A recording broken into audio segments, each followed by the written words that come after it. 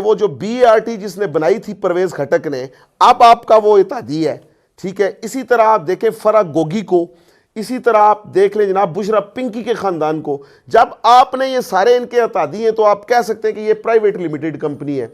अब नून लीग एक private limited company है, मुस्लिम लीग को आप इलादा रखें।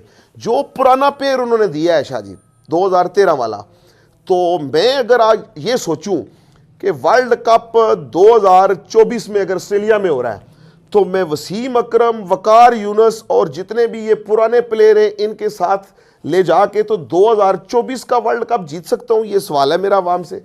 ये बुखला गए, ठीक है। अब नौजवानों का मुकाबला ये कहां करेंगे, ये बूढ़े प्लेयर, ठीक है।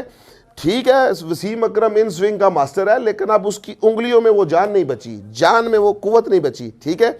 इंशाल्लाह ताला इनको हम लंबा डाल देंगे। इसके एक फैक्ट हैं, 2-3 फैक्ट ये जनाब के आप देखें, मोहतरम जो PP9 से उम्मीदवार है उन्होंने तो खुद ही हम नौजवानों के जहनों में, शौकत भट्टी साहब ने खुद ही हम नौजवानों के जहनों में डाला था कि यार ये मुनाफिक तरीन इंसान है। हम कच्चे जहन के लोग थे नौजवान, ठीक है। अब देखें ना गुजर खान का जो 60,000 नया वोटर आया है, वो 60,000 जो नया वोटर बना है वो पिछले 2018 के इलेक्शन में 14 साल का जो बच्चा था वो अब 19 साल का है। तो उन नौजवानों के जहनों में ये बात फिक्स हो चुकी है कि यार जावेद इखलास जो है ना, वो उनकी सियासत जो है तहसील गुजर खान के लिए एक मुनाफकत है, ठीक है।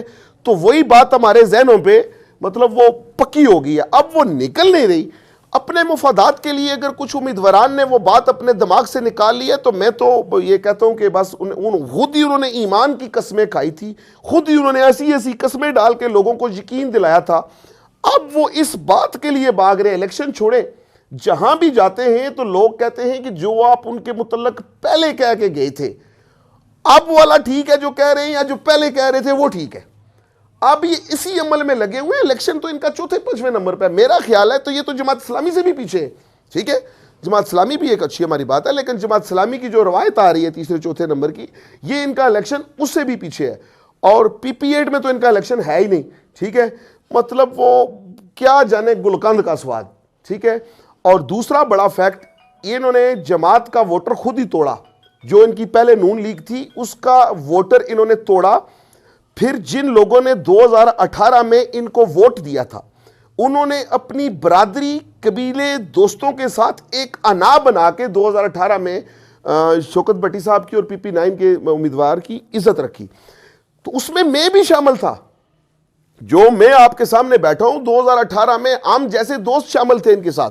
लेकिन आज क्या वजह हुई, मैं नहीं, मैं तो मिसाल आपके सामने बैठा हूं। ग्राउंड पे पोजीशन ये है कि हर दोस्त जिन्होंने अपनी इज्जतें दोस्तों के साथ रह के हर चीज इनके लिए नीलाम की थी, आज वो वोटर इनसे इंतकाम लेने का इरादा कर चुका है।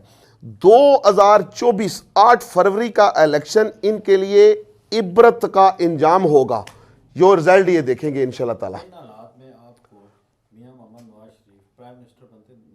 सर देखें, जो एक्स प्राइम मिनिस्टर नामूसे रसालत कानून का मुजरम हो, जो मुमताज़ कादरी साहब की फांसी का मुर्तकिब हो, जिसने फांसी जिसके दौरे हुकूमत में सॉरी मिली है, और जिसके ज़िम्मे इतने बड़े बड़े गुनाह लिखे हुए हैं, हमें तो ऐसा लगता है, मैं कोई ऐसी मिसाल नहीं गुजर खान में देना चाहता, पहले कई दोस्तों की मौजूद है।